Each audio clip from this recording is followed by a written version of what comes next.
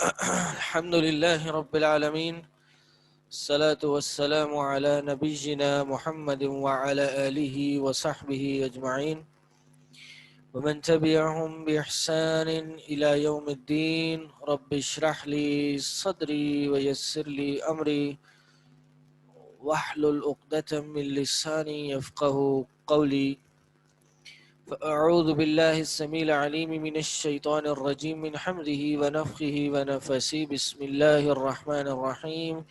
السلام علیکم ورحمۃ اللہ وبرکاتہ. جی، سورۃ الفاتحہ ہم یہ پڑھ رہے تھے اور اس کو ذرا مزید ڈیٹیل میں تفسیر کے ساتھ تفسیر پڑھ رہے تھے، اور ہم نے غالباً لفظ الحمدللہ پڑھ لیا، رب العالمین پڑھ لیا. ہاں، الحمدللہ کے حوالے سے بہت باتیں پڑھی، عالمین کے حوالے سے بہت باتیں پڑھی، الرحمن الرحیم کے حوالے سے بھی ہم نے باتیں پڑھی کہ اللہ تبارک و تعالی کے ان دو اسماء کے اندر صفت رحمت کا معنی ہے، اور اللہ تبارک و تعالی اس صفت رحمت کو ظاہر کرنے کے لیے دو الگ الگ صیغے کیوں لایا ہے، اور پہلے رحمان کیوں لایا ہے اور پھر رحیم کیوں لایا ہے.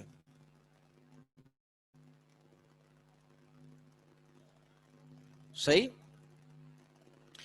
میں نے ایک بات یہ بھی بتائی تھی کہ رحمان، جی یا ایک اور سوال ہے کہ جی ہم نے تو سورہ بقرہ سٹارٹ کر دی تھی. جی بالکل کر دی تھی. میں نہیں پیوں گا، دے دیں کسی اور کو، مجھے گرین ٹی لا دیں، پانی لا دیں. ہم نے سورہ بقرہ سٹارٹ کر دی تھی، لیکن کچھ لوگوں کی، کافی لوگ، آپ لوگ کی ریکویسٹ تھی کہ سورہ فاتحہ کو ڈیٹیل میں پڑھایا جائے.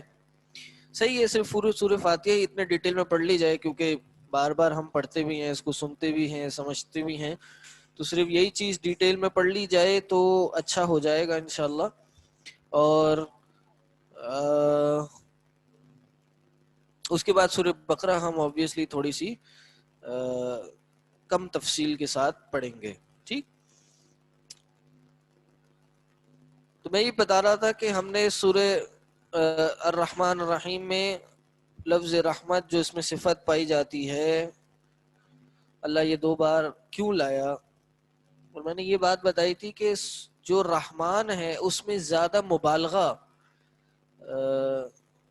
صفت رحمت کا معنی زیادہ پایا جاتا ہے نسبتاً رحیم کے. اور اس میں نے ایک وجہ یہ بتائی تھی کہ رحمان میں الفاظ زیادہ ہیں، ایک بیسک وجہ یہ ہے، حروف زیادہ ہیں، اور رحیم میں کم ہے. پھر کسی کا مجھے میسج بھی آیا ایڈمن کی طرف سے کہ اس میں الفاظ زیادہ نہیں ہیں، لیکن اس کو آپ گنے تو رحمان میں 5 ہیں، رحیم میں 4 ہیں.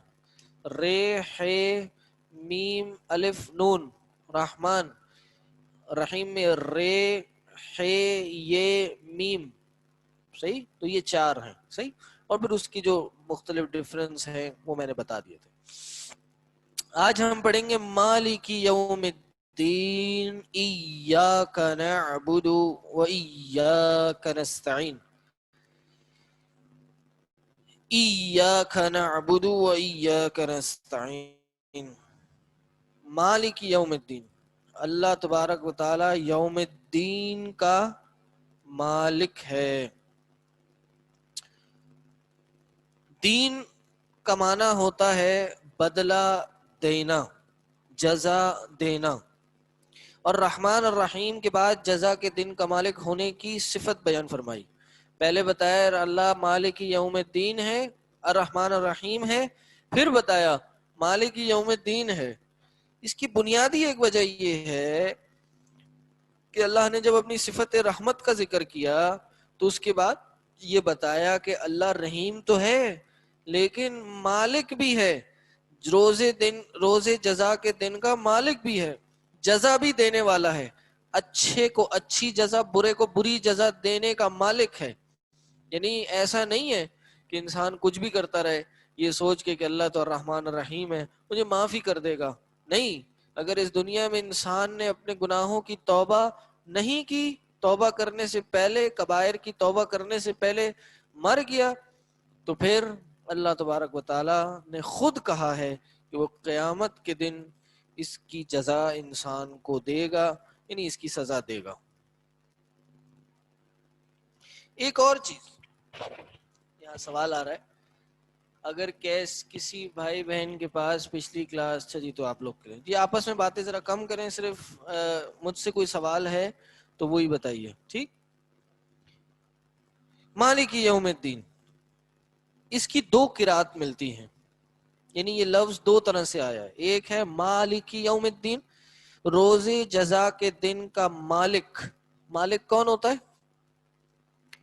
اونر، جس کی ملکیت ہو۔ اور ایک اور ہے یہ ملک یوم الدین، کہ روز جزا کے دن کا بادشاہ۔ اور دونوں جو آیتیں ہیں وہ متواتر ہیں، نہیں صحیح ہیں، دونوں قرأتیں ثابت ہیں، یعنی اللہ قیامت کے دن کا مالک بھی ہے اور بادشاہ بھی ہے۔ کیا مطلب؟ یعنی کس وجہ سے یہ بات آئی کہ الرحمن الرحیم، اللہ نے بتایا کہ اللہ رحمان الرحیم کے ساتھ قیامت کے دن کا بادشاہ اور مالک دونوں ہے۔ کیوں بتایا؟ کہ بعض اوقات انسان بہت رحم کرنے والا ہوتا ہے، بہت شفقت کرنے والا ہوتا ہے، لیکن اس کی ملکیت میں کچھ نہیں ہوتا، اس کی اونرشپ میں، اس کی بادشاہت میں کچھ بھی نہیں ہوتا، ٹھیک؟ اس لیے وہ بہت زیادہ رحم کر رہا ہوتا ہے۔ اللہ نے اپنے بارے میں کیا بتایا؟ کہ اللہ تعالیٰ مالک بھی ہے، بادشاہ بھی ہے، جو چاہے کر سکتا ہے، اور اس کے ساتھ ساتھ اللہ رحیم بھی ہے، رحمان بھی ہے، پھر بھی انسان کو دیے چلا جاتا ہے۔ انسان گناہ کرتا رہتا ہے لیکن اللہ کی صفت رحمت ختم نہیں ہوتی۔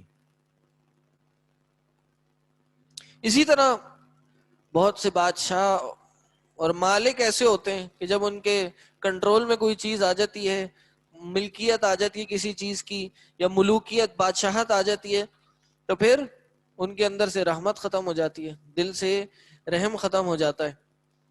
جس کو کسی کو کوئی سیٹ ملی، کوئی منصب ملا، کوئی عہدہ، کوئی سٹیٹس ملا، بس اس نے سب کو اپنے ماتحت پہ ظلم کرنا شروع کر دیا، ناانصافیاں کرنا شروع کر دی۔ جی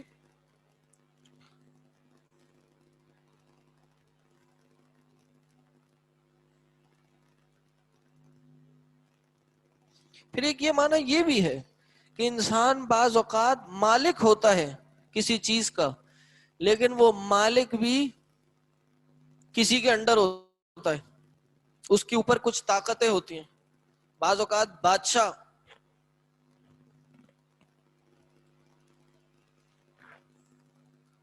آپ کوئی پراپرٹی اون کرتے ہیں اور اس پراپرٹی کو اون کرنے میں آپ اپنی گورنمنٹ کے انڈر ہوتے ہیں۔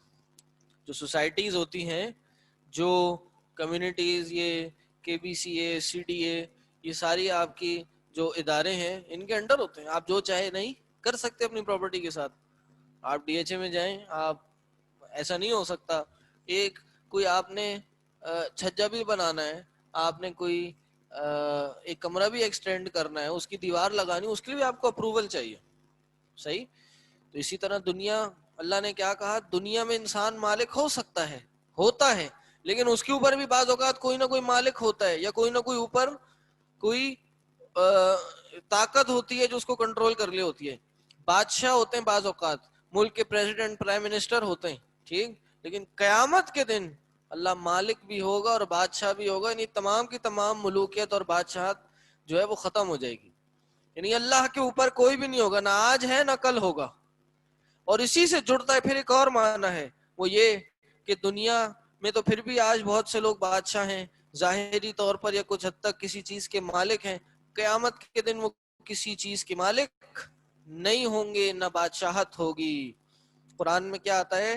یوم لا تملک نفس لنفس شیئا، اس دن کوئی نفس کسی نفس کا مالک نہیں ہوگا۔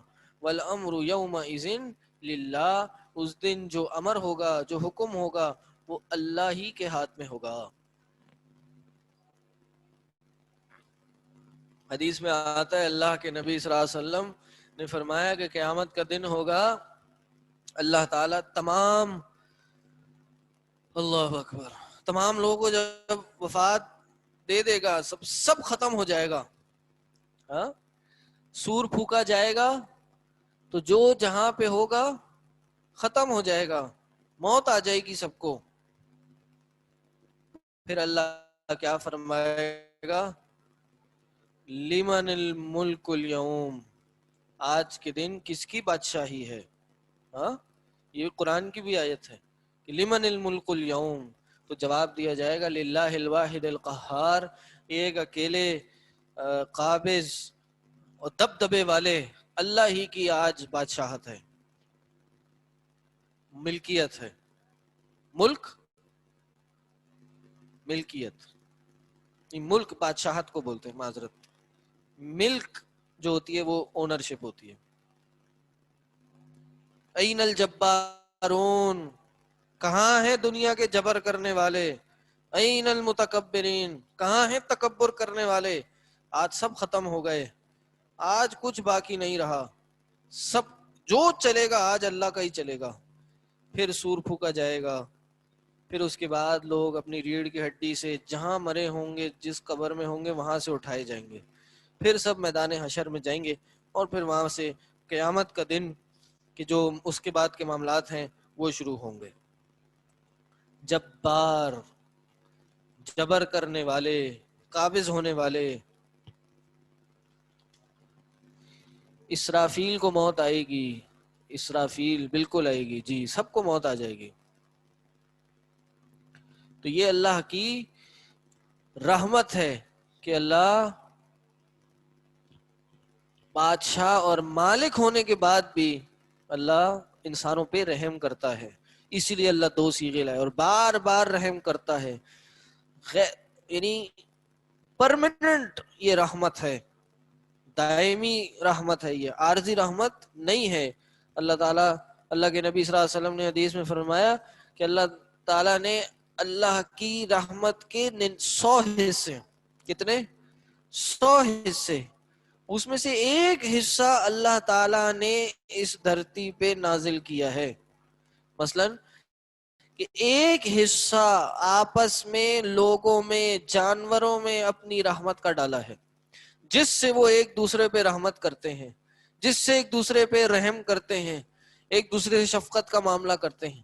1% آف Allah's رحمہ اس دنیا میں آئی ہے، اور 99% جو رحمت ہے وہ اللہ تعالیٰ نے قیامت کے دن مؤخر کر کے رکھی ہے، جو وہ اپنے بندوں پہ رحم فرمائے گا. 1% جنوں، انس اور مکوڑوں میں اور حیوانات میں اور کیڑوں میں، سب میں اللہ نے ڈالی ہے ڈیوائڈ کر کے. دیکھیں اللہ کتنا رحیم اور شفیق ہے. تو اللہ قیامت کے دن کا مالک ہے، یعنی روز جزا کا دن کا مالک ہے. اس کے بعد ایاک نعبد و ایاک نستعین. یہاں تک کوئی سوال ہے تو کر لیجئے.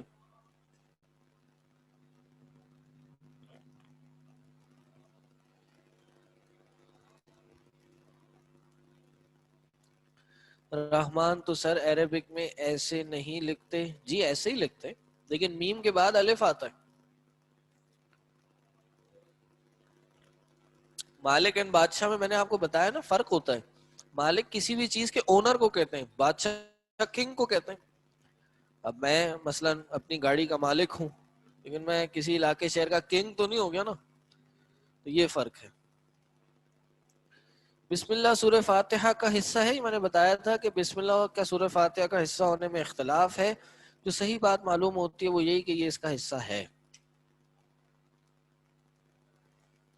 بدلے کے دن سے کیا مطلب ہے؟ بدلے کے دن سے مطلب یہ ہے کہ انسان جو بھی اس دنیا میں کام کرے گا اس کا بدلہ انسان کو قیامت کے دن ملے گا، اور اس دن کا مالک اللہ ہی ہے. سر رحم میں دوام نہیں اور رحیم میں دوام ہے. رحمان میں ایک جملے میں بتا دیں، صفت رحمان جو ہے اس کے ایک معنی میں یہ ہے کہ وہ عارضی ہوتی ہے. ٹھیک، اس لیے اللہ دنیا میں کہتے ہیں، مفسرین نے کہا دنیا میں اللہ رحمان ہے اور آخرت میں رحیم ہے.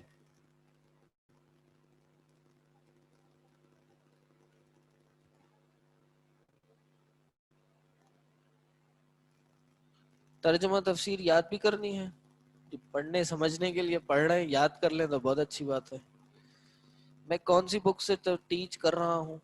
میں مختلف کتابیں اپنے سامنے رکھتا ہوں، میں نے اس دن آپ کو بتائی تھی، انہی سب بیسک کتابوں سے پڑھ کے آپ کو بتاتا ہوں.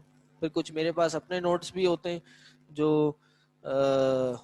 علماء سے، مشائخ وغیرہ سے ہم نے پڑھے ہیں، اس میں سے بھی بتاتا ہوں آپ کو. ٹھیک. ایاک نعبد و ایاک نستعین، اللہ ہم صرف تیری ہی عبادت کرتے ہیں اور تجھ ہی سے مدد مانگتے ہیں. ٹھیک، تیری ہی عبادت کرتے ہیں اور تجھ ہی سے مدد مانگتے ہیں.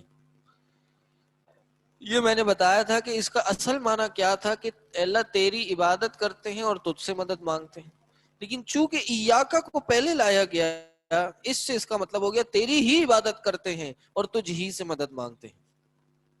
اچھا، یہاں ایک بات غور طلب ہے، وہ یہ کہ سورہ فاتحہ کے شروع میں پاسٹ ٹینس استعمال ہوا ہے، ماضی کے صیغے استعمال ہوئے ہیں.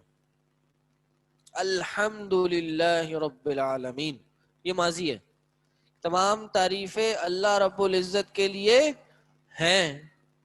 ٹھیک، تمام تعریفیں اللہ کے لیے ہیں. الرحمن الرحیم، وہ رحمان رحیم ہے، مالک یوم الدین ہے. ایاک نعبد، ہم تیری عبادت کرتے ہیں. یہاں سے پریزنٹ ٹینس شروع ہو گیا اور فیوچر ٹینس شروع ہو گیا. اس کو عربی زبان میں التفات کہتے ہیں. التفات.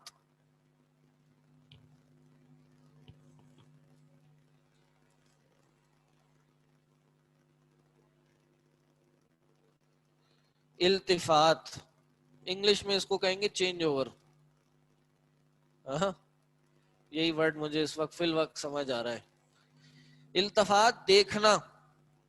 ٹھیک، جب آپ کسی جگہ دیکھ رہے ہو اور آپ کہیں کہ التفات، میں نے اس طرف التفات کیا، ٹھیک، اس کو کہتے ہیں رخ بدل لینا. یعنی ماضی کے صیغے سے پریزنٹ ٹینس میں آ جانا یا فیوچر ٹینس میں آ جانا، اس کو التفات کہا جاتا ہے.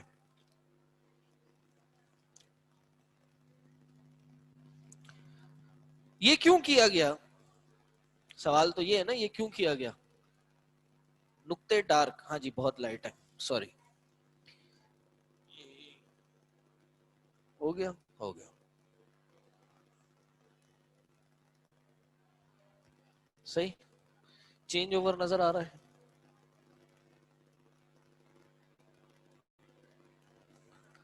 تبدیل بھی کہتے ہیں، لیکن ایک شرعی اصطلاح یہی ہے التفات. صحیح، آپ کو نظر آ رہا ہے جی. کیوں کیا گیا؟ یہ سوال یہ ہے، یہ کیوں کیا، کیوں گیا؟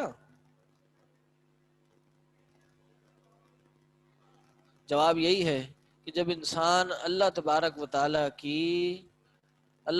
تعالی سے دعا کرتا ہے تو اسے اس کی اللہ سے جب وہ حمد و ثنا بیان کرتا ہے، اللہ کا ذکر اذکار کرتا ہے، تو پھر وہ اس کا قرب حاصل کر لیتا ہے، اس کے قریب ہو جاتا ہے.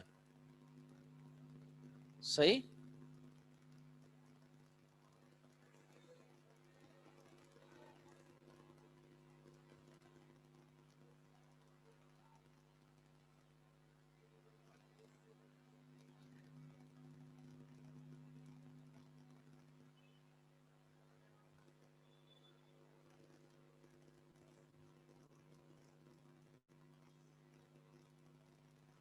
جی یہاں سوال ہو رہا ہے، تھوڑی سی کنفیوژن یہ ہو رہی ہے کہ ماضی کا صیغہ کیسا ہے.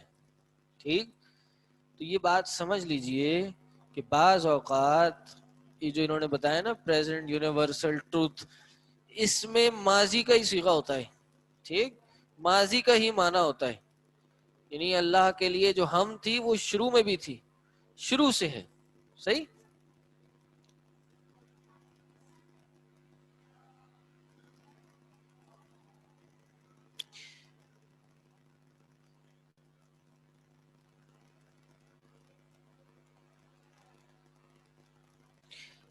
ایاک نعبد، تیری عبادت کرتے ہیں. اب عبادت سے کیا معنی ہے؟ عبادت کیا ہوتی ہے؟ کسی کو پتہ ہے اس کی تعریف پتہ ہے عبادت کیا ہوتی ہے؟ جی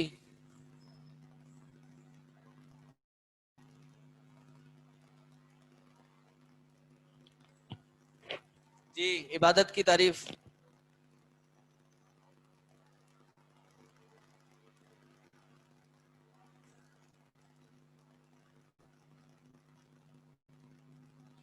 ہر وہ کام جو اللہ کو پسند ہو. جی اسی سے ملتا جلتا تھوڑی سی آپ اس کو تھوڑا سا اور ڈیٹیل میں لے جائیں کہ ہر وہ کام جو اللہ کو پسند ہو. امام ابن تیمیہ عبادت کی تعریف کرتے ہیں، لکھ لیں.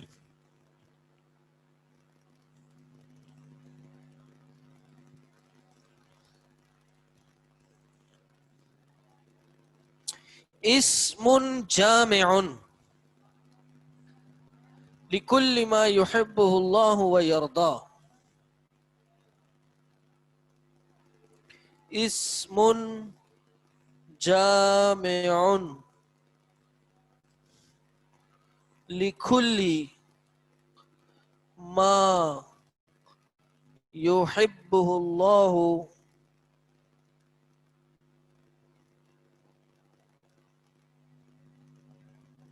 ويرضاه.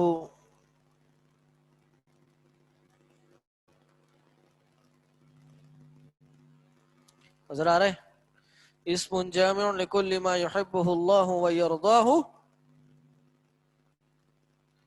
من الاقوال.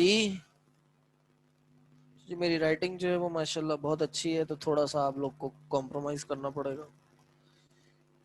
من الاقوال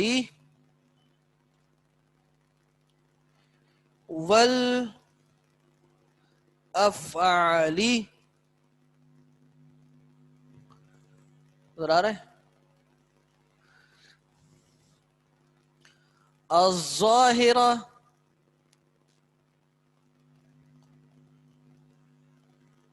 الظاہرتی والباطنتی.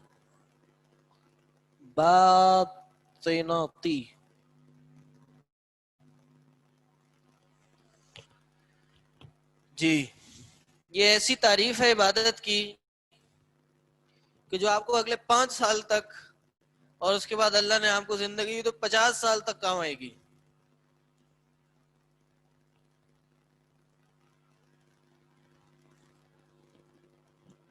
کسی بھی عالم کے سامنے آپ جب یہ تعریف بولیں گے تو اس کو پتہ چل جائے گا جی آپ نے کچھ پڑھا ہوا ہے. ورنہ عبادت کی تعریف تو آپ کسی بچے سے بھی کرا لیں. ٹھیک، اب آپ دینی علم پڑھ رہے ہیں، اب آپ لوگوں سے تھوڑا ڈیفرنٹ ہیں. ٹھیک،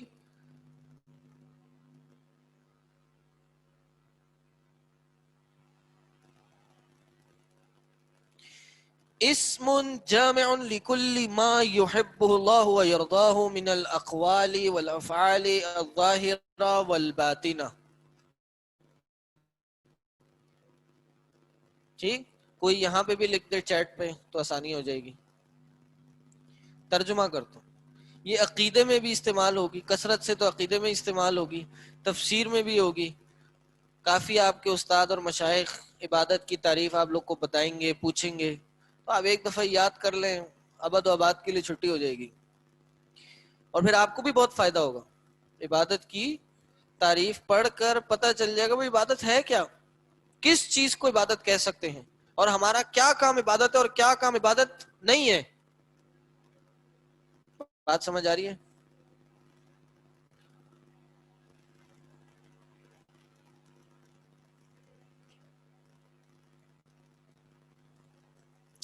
اسم جامع، یہ ایک ایسا اسم ہے، یہ ایک ایسا ناؤن ہے، یہ ایک ایسا لفظ ہے، جامع جو کافی جامع ہے، کمپریہنسو ہے، ایسا لفظ ہے جو اپنے اندر بہت سارے معنی کو جمع کیے ہوئے ہے.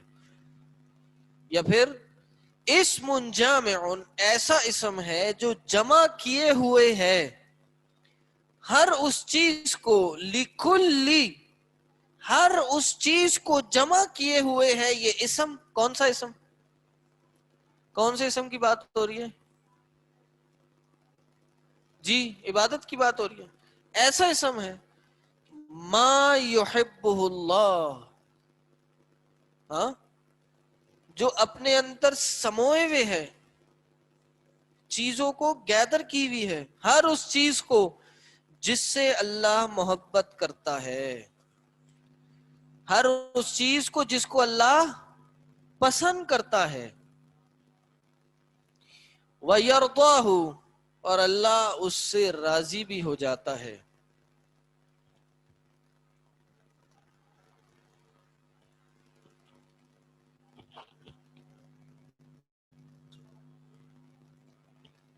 ہر اس چیز سے جس سے اللہ محبت کرتا ہے اور راضی ہو جاتا ہے. من الاقوالی، چاہے وہ اقوال سے ہو، زبان سے ادا کیے ہوئے ہوں، والافعالی، چاہے وہ افعال سے ہوں، کچھ کیا ہو انسان نے، کوئی فعل ہو، ایکشن. قول، اقوال کس کو بولتے ہیں؟ منہ سے کسی بات کو ادا کرنے کو. انسان کوئی قول کہے، صحیح. ایک ہوتے ہیں ایکشن اور ایک ہوتے ہیں کیا، اس کو کیا کہیں گے جی آپ انگلش میں کیا کہیں گے؟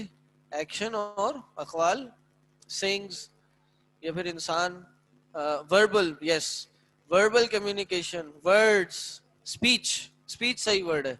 چاہے وہ ایکشن سے ہو یا انسان کی اسپیچ ہو، ٹھیک.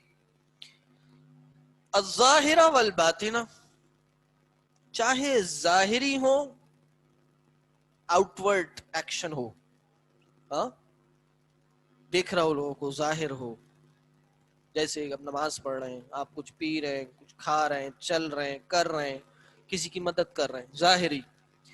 والباطنہ، چاہے باطنی ہو، ہاں، چھپے ہوئے ہوں. باطن انورڈ ایکشنز، انورڈ قول اقوال.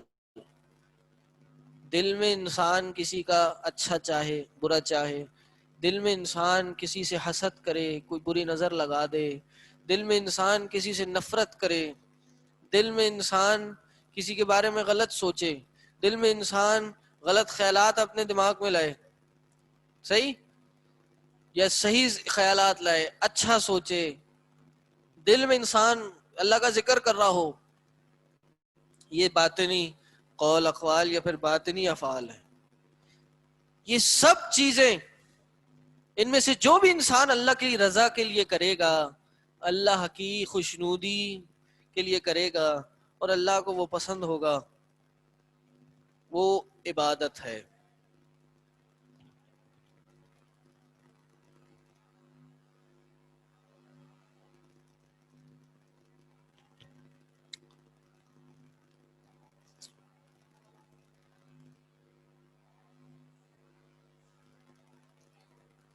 اب اس کے اندر ہر چیز شامل کر لیں.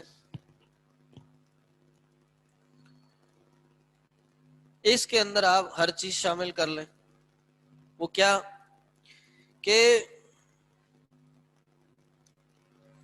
اچھا ایک بات اور سمجھ لیں. ایک ہوتی ہے اصل العبادہ، عبادت کی اصل، اصل العبادہ.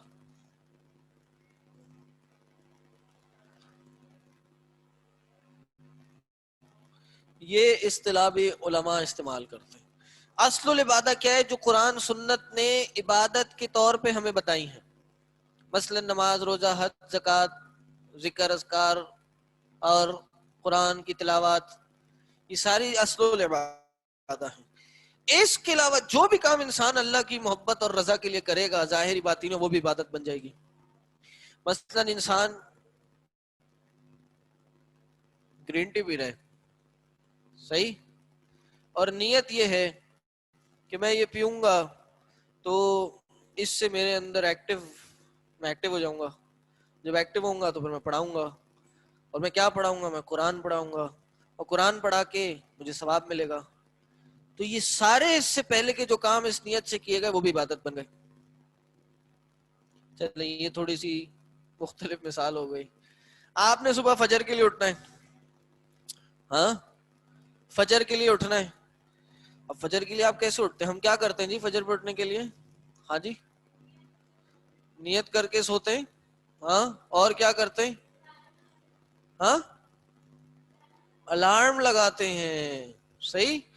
تو جب آپ الارم لگاتے ہیں اور جلدی سوتے ہیں اور یا پھر کسی کو کہتے ہیں بھائی مجھے فجر کے لیے اٹھا دینا, تو کیا ہوتا ہے؟ اور آپ ماشاءاللہ پھر اٹھ بھی جاتے ہیں فجر کے لیے, اور بعض اوقات کم کھا کے بھی سوتے ہیں. بہت سے لوگ بہت زیادہ پیٹ بھر بھر کے کھاتے ہیں اور پھر کوشش کرتے ہیں ہم صبح اٹھ جائیں گے. بہت سے لوگ 2-3 بجے سوتے ہیں, کہتے ہیں یار فجر پہ نہیں اٹھا جاتا. بھائی تم نے تیاری نہیں کی, ہاں, تم نے تیاری نہیں کی فجر پہ اٹھنے کی, تم کیسے اٹھو گے؟ صحیح. تو اگر آپ اس فجر پہ اٹھنے کے لیے الارم لگا رہے ہیں, جلدی سو رہے ہیں, کسی کو کہہ رہے ہیں, تو یہ چاروں کام عبادت بن گئے. اسی لیے کہا جاتا ہے کہ ہر وہ چیز جو عبادت کی یا فرض کی طرف لے کے جائے وہ کام بھی فرض ہوتا ہے. ہر وہ کام جو ثواب کے کام کی طرف لے کے جائے وہ بھی ثواب کا کام ہوتا ہے, اور ہر وہ کام جو گناہ کی طرف لے کے جائے وہ بھی گناہ ہوتا ہے. فار ایگزامپل, ایک عالم, خیر بات کہیں سے کہیں نکل, لیکن کو سمجھنا ضروری ہے عبادت کے ٹاپک کو سمجھنے کے لیے. یہ عقیدے میں بھی آئے گی بہت دفعہ, میں بھی ہو سکتا ہے بتاؤں. ایک عالم کسی کے گھر گئے, اس کے گھر کے باہر ایک کھڑکی لگی ہوئی تھی. تو انہوں نے پوچھا کہ بھائی تم نے کھڑکی کیوں لگائی ہے؟ ہاں, تو کیوں لگاتے ہیں بھائی ہم کھڑکی؟ جی کیوں لگاتے ہیں؟ روشنی کے لیے, ہوا آنے کے لیے, وینٹیلیشن کے لیے. ہاں, تو اس نے بھی یہی جواب دیا, بھائی تاکہ ہوا آئے, روشنی آئے. نہیں کہا یہ تو بات تو تم نے بڑی اچھی کی. کہا لیکن اس میں ایک بات یہ ہے کہ اگر تم کھڑکی بناتے ہوئے یہ نیت بھی کر لیتے کہ اس سے مجھے اذان کی آواز آئے گی, اور جب اذان کی آواز میرے گھر میں داخل ہوگی تو میں نماز کی تیاری کروں گا اور نماز پڑھنے جاؤں گا, تو یہ کھڑکی بنانے کا بھی تمہیں ثواب مل جاتا. دنیاوی فائدہ تو مل ہی رہا ہے. اسی طرح انسان فار ایگزامپل موبائل فون خرید رہا ہے, لیپ ٹاپ خرید رہا ہے, ٹیبلٹ خرید رہا ہے, آج کل کے دور میں آئی پیڈ خرید رہا ہے, اپنے شوق پورا کرنے کے لیے خرید رہا ہے. لیکن اگر وہ نیت کر لے کہ موبائل فون خریدوں گا, اس میں قرآن کی اپلیکیشن ہوگی, دعاؤں کی اپلیکیشن ہوگی, احادیث کی کتابوں کی تفسیر کی اپلیکیشن ہوگی, اس کے اندر میں الارم لگا سکتا ہوں, میں ضروری کال کر سکتا ہوں, میں واٹس ایپ پہ دین کی تعلیم حاصل کر سکتا ہوں, میں زوم ڈاؤن لوڈ کر کے قرآن اپنی کلاس اٹینڈ کر سکتا ہوں, وہ موبائل خریدنا بھی ثواب ہو جائے گا. وہ 20,000 کا کیا 2 لاکھ کا فون لینا بھی ثواب ہو جائے گا. ہاں, آئی فون 11 لینا بھی ثواب ہو جائے گا. تو ہر چیز عبادت بن سکتی ہے اگر اللہ کی رضا کے لیے کی جائے. اب میں اس مثالیں اور نہیں دے رہا, وقت پھر بہت ہو جائے گا. ٹھیک, تو یہ ہے عبادت, یہ ہے مفہوم عبادت. اور یہ ایاک نعبد ہمیں کیا بتا رہی ہے کہ یہ تمام کام خالص اللہ ہی کے لیے کرنے ہیں. یہ خالص اللہ کی توحید کے ساتھ ہی کرنے ہیں. کسی اور کے لیے یہ کام کرنا جائز نہیں, بلکہ شرک ہے. اس دنیا کا, اس کائنات کا سب سے بڑا ظلم اور گناہ قرار دیا گیا ہے کہ انسان ان عبادات کو کسی اور کے لیے کرے. ایاک نعبد, اللہ تیری ہی عبادت کرتے ہیں, کسی سے کچھ نہیں مانگتے. جو بھی خوش کرنے والے کام ہیں, جو بھی پسند کرنے والے کام ہیں, اللہ تجھے جو پسند ہے وہ تیرے لیے ہی کرتے ہیں, کسی اور کے لیے ہم یہ کام نہیں کرتے. اور اللہ تیرا یہ حق ہے. ٹھیک, اللہ کی توحید اللہ کا حق ہے. اللہ کے نبی صلی اللہ علیہ وسلم, ایک دفعہ کتاب التوحید کی حدیث انشاءاللہ اگلے سال آپ پڑھیں گے, ہو سکتا ہے میں ہی پڑھا ہوں آپ لوگ کو. اللہ کے نبی صلی اللہ علیہ وسلم ایک دفعہ گدھے پر سوار تھے, دیکھیں نا نبی صلی اللہ علیہ وسلم گدھے پہ سوار ہو جایا کرتے تھے. پیچھے معاذ بن جبل بیٹھے تھے. پوچھا معاذ اتدری کیا آپ جانتے ہیں ما حق العباد علی اللہ, اللہ کا اپنے بندوں پر کیا حق ہے, وما حق اللہ علی العباد, اور بندوں کا اپنے اللہ پہ کیا حق ہے. معاذ آپ جانتے ہیں؟ معاذ نے کہا نہیں. معاذ نے کہا اللہ و رسول عالم, اللہ اور اس کا رسول بہتر جانتا ہے. کہا حق العباد علی اللہ, حق اللہ علی العباد, اللہ کا اپنے بندوں پر حق یہ ہے ان یعبدوہ ولا یشرکوا بہ شیئا, اللہ کے ساتھ اللہ ہی کی عبادت کی جائے اور اس کے ساتھ کسی کو شریک نہ کیا جائے. اور بندوں کا پھر اپنے پہ رب پہ کیا حق ہو جاتا ہے, وہ یہ ہے کہ جب وہ یہ کام کریں گے اللہ کی عبادت کریں گے اور اس کے ساتھ کسی کو شرک نہیں کریں گے. ٹو کنڈیشنز, عبادت اسی کی, یعبدوہ اسی کی عبادت, ولا یشرکوا بہ شیئا کسی شے میں بھی اس کے ساتھ شرک نہیں کریں گے. تو اللہ کیا کرے گا کہ اللہ ایسے بندے کو کبھی عذاب نہیں دے گا, ایسے شخص کو عذاب نہیں ملے گا, یعنی ابد و آباد کے لیے وہ جہنم میں نہیں جائے گا. یہ پھر بندوں کا حق بن جاتا ہے اللہ پر, لیکن شرط یہ ہے کہ انسان بندے اپنے رب کا حق تو ادا کریں. دنیا میں حق ڈھونڈتے رہتے ہیں, اللہ کا کیا حق ہے یہی نہیں پتا. میں امام محمد بن عبد الوہاب نے کتاب لکھ ڈالی اسی الفاظ پہ, اسی جملے پہ, کہ بندوں کا اپنے رب پہ کیا حق ہے. ہاں کیا حق انہوں نے اتارنا ہے. کتاب کا نام ہے کتاب التوحید, توحید کی کتاب, الذی هو حق اللہ علی العبید, کہ وہ کتاب یا وہ توحید کہ جو اللہ کا حق ہے اپنے بندوں پر. پوری کتاب, ہاں مشہور زمانہ کتاب, کئی اس کی ایکسپلینیشن لکھی گئی ہیں. دنیا میں کوئی ایسا مدرسہ نہیں ہے کتاب و سنت کو فالو کرنے والوں کا کہ جس مدرسے میں یہ کتاب نہ پڑھائی جائے. ہمارے یہاں بھی دوسرے سال میں کتاب پڑھائی جاتی ہے, اس کے بڑے دروس کرائے جاتے ہیں, علماء کرتے ہیں, دیتے ہیں اپنے خطبوں میں, جمعوں میں اس کو بیان کرتے ہیں. ایاک نستعین, اے اللہ تجھی سے مدد مانگتے ہیں. یہ کتاب اردو میں بھی موجود ہے, انگلش میں بھی موجود ہے. ٹھیک, کئی شرک اور کفر شیخ محمد بن عبد الوہاب نے اس کتاب میں ذکر فرمائے ہیں. ہمیں کتنے پتہ ہیں؟ 40 ابواب تو ہم پڑھا دیتے ہیں, 40 سب ٹاپکس تو ہم پڑھاتے ہیں.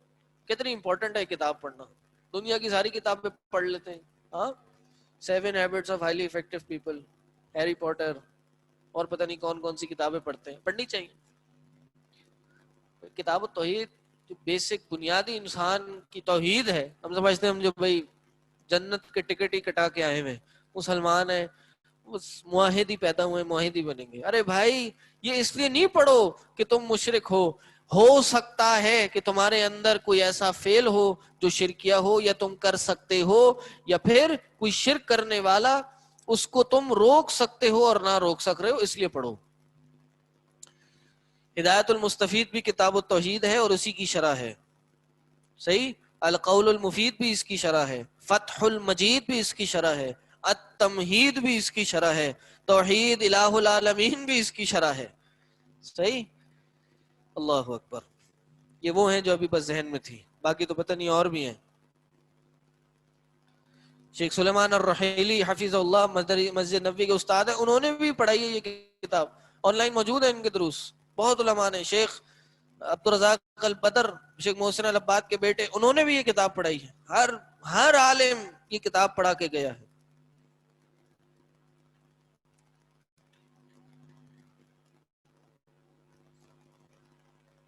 الحمدللہ. چلے ایاک نستعین. اچھا یہاں ایک اور بڑی امیزنگ چیز ہے عربی میں, عربی کے جیمز کو سمجھنے کے لیے. آپ انگلش میں کہتے ہیں ٹو آسک فار, کسی کو مانگنا, کسی سے طلب کرنا. کیا چیز طلب کرنا؟ کہ بھائی تم یہ دروازہ کھول دو، یا دروازے کا کھلوانا طلب کرنا، دروازے کا کھلوانا طلب کرنا، یا پھر مدد طلب کرنا، یا پھر پناہ طلب کرنا، یا پھر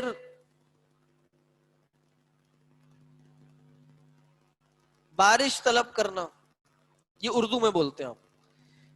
عربی زبان میں جب بھی کسی چیز میں طلب کا معنی ہوتا ہے، کس چیز سے آپ کوئی چیز مانگتے ہیں، تو اس میں جو چیز آپ مانگ رہے ہوتے ہیں نا، اس کے روٹ ورڈ کے پیچھے الف سین تا لگا دیا جاتا ہے، تو اس میں طلب کا معنی آ جاتا ہے۔ فار ایگزامپل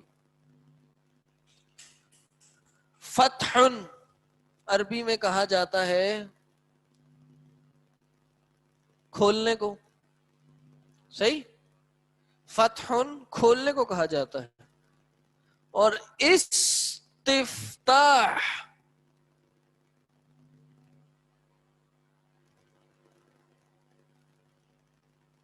یہ آ گیا نا، الف سین تا، فتح تو وہی ہے ایک الف کا، اس میں ویسے ہی اضافہ ہو گیا، استفتاح ہو جاتا ہے تو اس کا معنی ہوتا ہے مدد، دروازہ کھولنے کو طلب کرنا، صحیح۔ اسی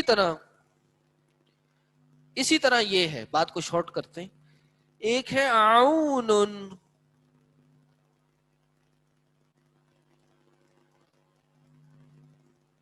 مدد کرنا، اور ایک ہے استعانت،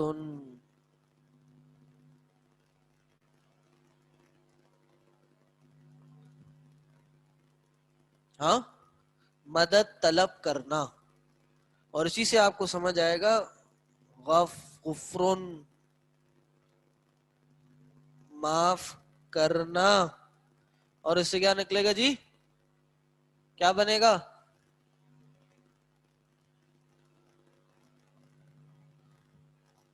استغفار،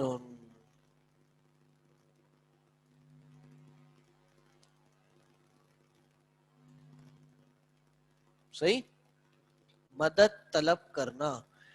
انسان غفر نہیں کرتا اللہ سے، بلکہ غفر طلب کرتا ہے۔ انسان معاف اللہ کو معاذ اللہ کر ہی نہیں سکتا، کوئی ایگزسٹ ہی نہیں ہوتی ایسی چیز، لیکن معافی انسان اللہ سے طلب کرتا ہے۔ اسی سے نکلا ہے استعاذہ، ہاں، اسی سے نکلے استغاثہ، صحیح۔ تو نستعین، اے اللہ تجھی سے مدد مانگ، تیری ہی عبادت کرتے ہیں، اے اللہ تجھی سے ہی مدد مانگتے ہیں، صحیح۔ تو یہ بات سمجھ لیجئے، عربی زبان میں جہاں بھی یہ استفعال کا صیغہ آتا ہے، فعلن کوئی فعل کرنا، استفعال کوئی فعل طلب کرنا، جہاں بھی یہ آ جائے اس کو کیا کہا جاتا ہے، باب استفعال، طلب کا معنی ہوتا ہے اس کے اندر، ٹھیک۔ اور یہ بات میں نے آپ کو پہلے ہی بتا دی تھی کہ ایاک نعبد پہلے اور نستعین بعد میں کیوں آیا ہے، تاکہ دعا کرنے کا سلیقہ بتایا جائے کہ انسان پہلے اپنی کسر نفسی اور اپنی عاجزی کا اظہار کرے، اے اللہ تیری ہی عبادت کرتے ہیں، ہم عبادت بھی تیری کرتے ہیں، تو الحمدللہ رب العالمین ہے، مالک یوم الدین ہے، الرحمن الرحیم ہے، تیری ہی تعریفیں ہیں، اور ان تعریفوں کے بعد ہم عبادت بھی تیری کرتے ہیں، اے اللہ تو ہماری مدد کر دے، اے اللہ تجھ سے مدد مانگ رہے ہیں، ہاں، تجھ سے بھی مدد مانگتے ہیں، اور اس کے بعد دعا اہدنا الصراط المستقیم، اللہ تو ہمیں سیدھا رستہ دکھا دے۔ یہ دعا کا طریقہ ہے، پہلے انسان حمد و ثنا کرے، اللہ کی بڑائی بیان کرے، پھر اپنی عاجزی کا اظہار کرے، پھر جا کے دعا مانگے۔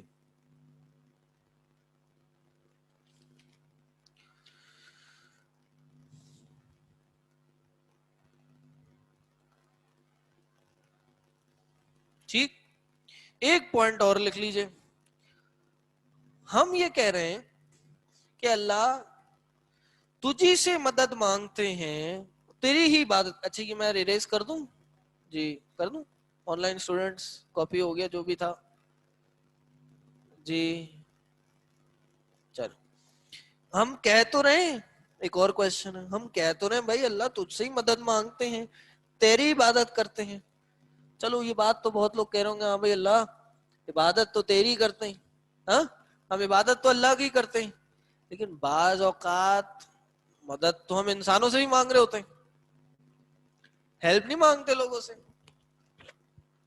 بعض اوقات اپنے ماں باپ سے، ماں باپ بچوں سے، بہن بھائیوں سے، دوستوں سے، کولیگ سے کوئی آپ کی ہیلپ نہیں کرتا. کسی کو آپ نہیں کہتے آؤ یار میرا یہ کام کر دو، بھائی پانی پلانا، یہ نہیں کہتے آپ. تو پھر تو معاملہ گڑبڑا گیا. ابھی کہہ رہے ہیں ہم اللہ تیری ہی تجھ سے ہی مدد مانگتے ہیں، پھر دنیا والوں سے ہی مانگ رہے ہیں، یہ تو شرک ہو گیا. خالق اور مخلوق کا فرق ہے. مطلب یہ کیا فرق ہے پتا تو چلے. یہ جو قبر والوں سے مانگتے ہیں لوگ، وہ بھی تو یہ کہتے ہیں نا کہ بھائی وہ مخلوق سے مانگ رہے ہوں. تو پھر کہاں گیا نستعین، کہاں گیا یا کا نستعین ہے جی.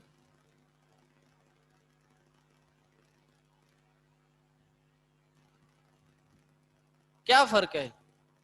قبر والے تو موجود نہیں، موجود ہوتے ہیں. بہت لوگ کہتے ہیں زندہ ہے، زندہ سے مانگ رہے ہو. ہاں جی، یہ انہوں نے ایک پوائنٹ بڑا اچھا بولا. اچھا جی، اب بس انہوں نے پوائنٹ دیا، یہ بات سمجھ لیجئے. یہاں پہ جو مدد مانگنے والی بات ہے وہ ان چیزوں کے بارے میں ہے کہ جو ما فوق الاسباب ہیں. ما فوق الاسباب،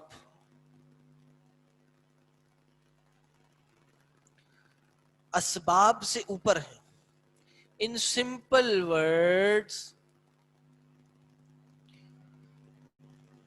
کہ جو کسی انسان کی قدرت میں نہیں ہے، جو کسی مخلوق کی قدرت میں نہیں ہے، ہاں ہم وہ اللہ ہی سے مانگتے ہیں، وہ کسی اور سے نہیں مانگتے. مثلا آپ کو بخار ہوا، نزلہ کھانسی زکام ہوا، آپ ڈاکٹر کے پاس گئے، آپ نے اس کو اپنا حال دیا، اس نے 2-4 دوائیاں لکھ دی، آپ نے کھا لی، آپ صحیح ہو گئے. اس کی قدرت میں تھا کیا؟ آپ کے لیے دوائیاں لکھنا. لیکن آپ کو شفا دینا کس کی قدرت میں تھا؟ وہ اللہ ہی کی قدرت میں تھا. آپ کسی لائر کے پاس گئے، آپ کا کوئی معاملہ پھنسا ہوا تھا کسی گورنمنٹ کے ادارے میں، آپ نے اس سے مدد لی کہ یار یہ لو پیسے، جاؤ میرا معاملہ حل کرا دو. تو اس نے تو معاملہ حل کرا دیا آپ کا. اب کیا ہوا؟ اب یہ ہوا تو یہ کیا شرک ہو گیا؟ نہیں، بلکہ اس کے کنٹرول میں تھا، قبضے قدرت میں تھا یہ کام کرنا، وہ اس نے کیا. کیا آپ لائر کے پاس جائیں گے اور یہ بولیں گے کہ بھائی مجھے اولاد نہیں ہو رہی، مجھے اولاد دے دے؟ آپ کسی ڈاکٹر کے پاس جائیں گے، وہ کہیں گے بھائی میری زمین ہے، فصل نہیں ہو رہی بارش کی وجہ سے، تو بارش برسا دے؟ نہیں، یہ ما فوق القدرہ یا ما فوق الاسباب کام ہے. یہ صرف اور صرف اللہ ہی سے کرتا ہے. انسان کسی اور سے کرے گا وہ شرک ہو جائے گا، بلکہ شرک اکبر ہو جائے گا. ایسا کرنے والا دائرہ اسلام سے خارج ہو جائے گا، مخرج عن الملہ ہو جائے گا، اور وہ مسلمان نہیں رہے گا.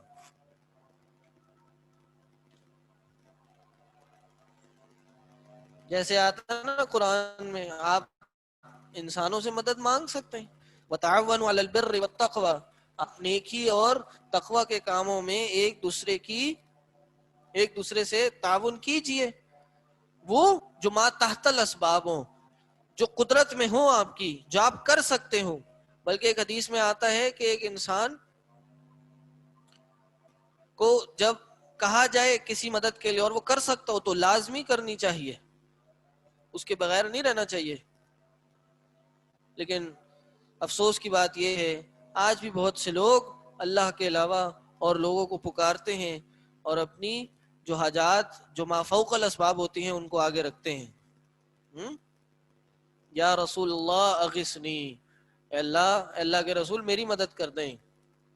آج نبی صلی اللہ علیہ وسلم کیسے مدد کریں گے؟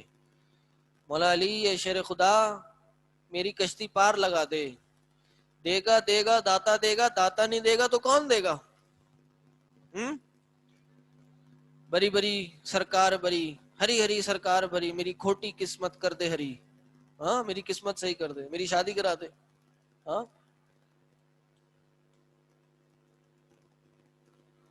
المدد یا غوث اعظم، آپ نے دیکھا ہوگا نا گاڑیوں کے پیچھے لگے، یا علی المدد، بولنا ہی نہیں چاہیے.